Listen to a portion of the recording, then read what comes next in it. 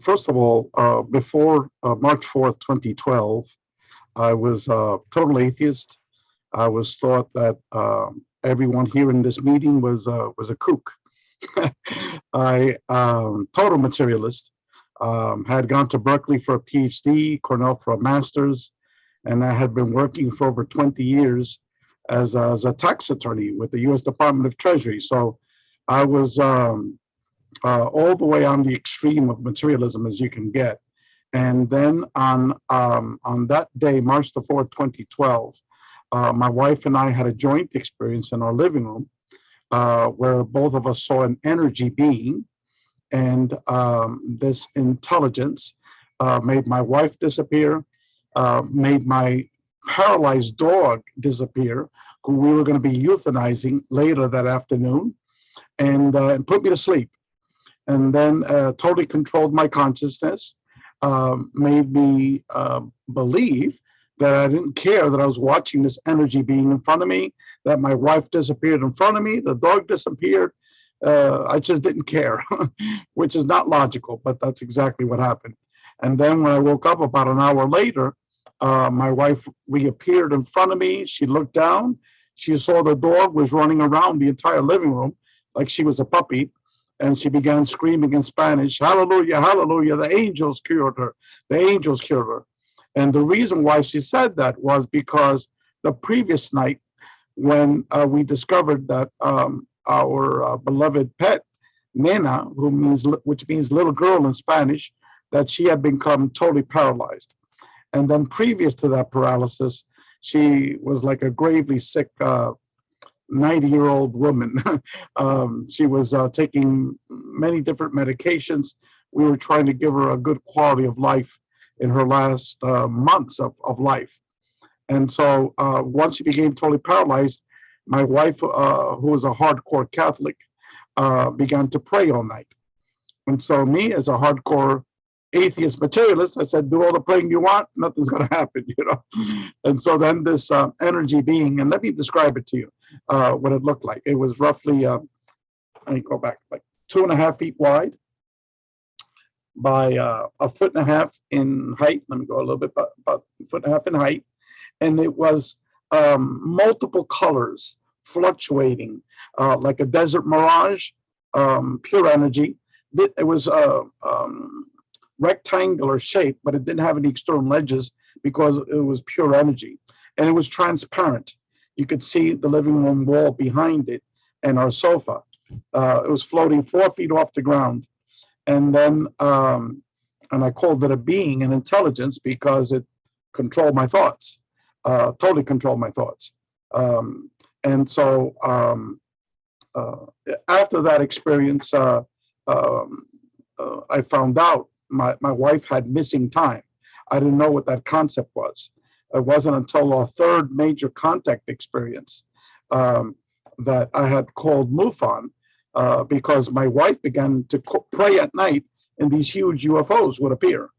And then on an August evening, I experimented calling down a UFO.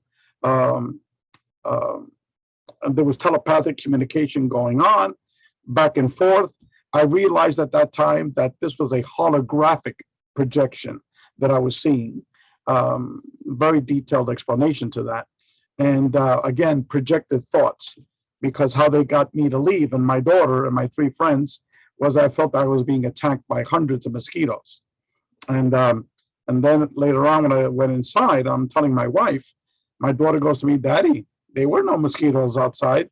And it's like a hypnotist snapped his finger, and like I woke up out of the trance, and I realized that I was in some type of a trance. And so I ran downstairs, grabbed my camera and video recorder, ran outside. Nothing was there. And this was a huge object. It was the size of a small football stadium. But again, it was not material. It was composed, the first image was composed of hundreds of oblong streaks of light that were very, very long. And inside was all this white energy fluctuating. So then after my friends come and they're starting to try to explain this thing that they're watching, I began to laugh because I didn't tell them that I called it down. And by the way, I've done that 4 times, and I stopped. And each time it's appeared within 15 minutes after I began calling it down. And these are huge objects that appear. And so, excuse me, after my friends began to try to explain this away, in my head, telepathically, I stated, you better come up with some better, I used a 4-letter word, some better 4-letter word than this that you're showing me, because what you're showing me is garbage, you know, and my friends don't believe you. So instantaneously, what I was watching totally disappeared, replaced by something totally different. Now what I was watching was about 100 stars that were large, and they weren't in the sky like a normal star would be. No, they were inside where that object was, in the location of it. And then they were blinking on and off like this, on and off, on and off, on and off, on and off. And then one by one, they would take turns getting real big, like the size of the moon, and then getting real small. And then another one would do it real big and then real small. And then another one in a different location. So after like 10 minutes, you know, there was no more explanation of what this was. Everyone knew that this was not man-made. And so there was telepathic communication taking place. And then after that, I saw an NDE video the very next day. That whole experience with that UAP lasted about an hour. And again, as I said, this was a holographic projection, because as soon as I had that thought of, you better come up with some better junk than this, because my friends don't believe you, that image that I was watching totally disappeared and something new was put in front of you. So we're dealing with experiences of projection from an external reality. Just like you see a ghost, you know, it might not be from your 3D physical reality, but you're having an external physical image projected in front of you. Anyway, so the very next day, I saw a video of NDEs. I went berserk. I had no idea what an NDE was. I then spent the whole night, you know, listening to all these testimonies of NDEs. I wound up going to Amazon. I purchased like 20 books on Amazon, and it started 4 hours a day reading these NDE books. Then it went to 6 hours. Then it went to 8 hours. Then it went to 10 hours. Eventually, by December, which is 4 months later, I was 16 hours a day reading these NDE books, and also books on the science of consciousness, not the metaphysics of it, but the science of consciousness. And then 3 days in a row, the very first 3 people I ever mentioned NDEs to, first one was my daughter's pediatrician, with my daughter right next to me. The second one was this man at church who I never met before, and in a church social dinner on Saturday night. And the last one was my own father. And the very first 3 people I ever mentioned NDEs to, all of them had it. And for the first 2 people, a robotic voice came out of me, saying, like, for example, the medical doctor, "Excuse me, doctor, have you ever heard the term near-death experiences? I've just finished reading approximately 300 books on this topic. Many were written by medical doctors such as yourself, and it's a phenomenon that you need to know about." So previous to this, you know, for the last month, my wife was saying that she's going to divorce me, that I'm going crazy. I need to go to a psychiatrist. I need to take pills, you know, because I'm going nuts. And by then, I've had everything in the kitchen sink, you know, out-of-body experiences, taken to other realities, you know, the whole paranormal bit that Kevin knows what I'm talking about. and so here I was reading these NDE books now in late December. The dates were December 21st, 2012, December 22nd, 2012, December 23rd, 2012. It was Friday, Saturday, and Sunday. And then many months later, someone told me, "Do you know the significance of that date, December 21st, 2012? I said, "No." "Well, that's the date of the Mayan calendar." I said, "What the hell is the Mayan calendar?" And I still don't understand it. I know it has to do something with every 26,000 years. There's a cycle change, and, you know, some metaphysics stuff, which I really doesn't interest me. But what interests me was Friday was the pediatrician. She looked at me, you know, like with her eyes all startled. And I said, "Now this woman thinks I'm crazy." And I said, excuse me, doctor, I apologize. I don't know why I said that, And so she goes, there's no need to apologize. How did you know I had one? And then with my daughter next to me, she closes up her office for 15 minutes and she begins to tell my daughter and I of her near-death experience. So that was a Friday. Saturday was this man at a church social dinner, and I won't go into those details. But the same robot came out of my voice, and in my head, I'm thinking Monday morning I need to go to a shrink because I'm freaking crazy. I need to take some pills. I have another man inside of me, talking. And so thank God that only lasted those 2 days. On the third day, I visited my father, and I thought he was the world's biggest atheist.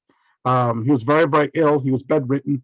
So I told him, without that robot voice, with my mother next to me, what happened on Friday, what happened on Saturday. So he goes, that happened to me. So then my father then told me the most profound NDE story that I have ever read or ever heard on YouTube. He told me he was up there 20 to 30 years. And I said, what do you mean 20, 30 years? He said, that's how long it took God to show me all the good things I had done in my life and all the bad things I had done in my life, And he said, there is no such thing as hell. Why? Because God is pure love, And this is coming from, the Cuban Archie Bunker, And I'm like totally shocked, that this is coming out of my father's mouth. And he just went on and on and on. Time doesn't exist. We judge ourselves. God doesn't judge us. It just went on and on. And that night when I went home, I'm skipping a lot of details, but when I went home was the first time in my life that I spoke with God.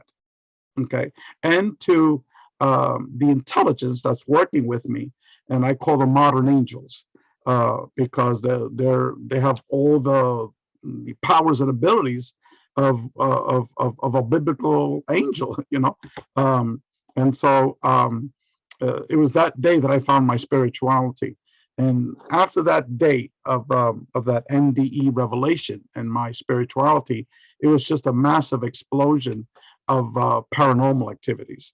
It said these are all the different ways that humans are piercing the veil of your reality and having contact with us. Okay, us is the plural, the mind of God. Okay, and it said that humans are studying them as separate and distinct phenomena, but in fact, it's one phenomenon. Okay, and the glue, that's the word that they used, the glue, so I can able to understand it.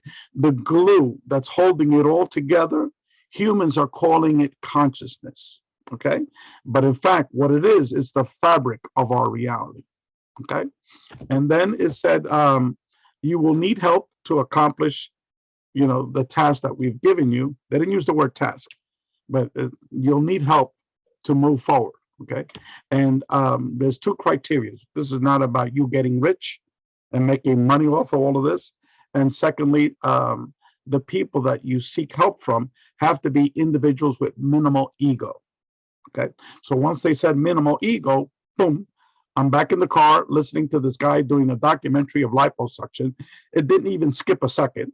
It was like I was taken outside of space and outside of time and reintroduced back, with no time relapsed. And when I got home, I got an email from Mary Rodwell,